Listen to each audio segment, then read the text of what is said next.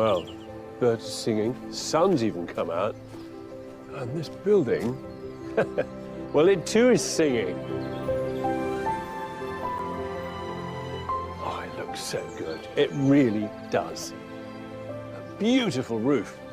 Can't fault this. I can't fault the outside. It's 17 months since the scaffold came down, and the lime pointing is now settled and weathered. There is no doubt that this once ruinous relic has been given back its dignity, and with that, its status as a focal point for this small community. A shining beacon. Everywhere you look, there's a little bit of history, a little bit of story, a little leftover, a remnant of its use.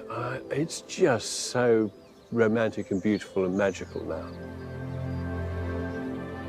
I like the front door too. You see, it doesn't pretend to be old. It's just straightforward and simple. It's a really nice solution. Oh, I think they've done a brilliant job.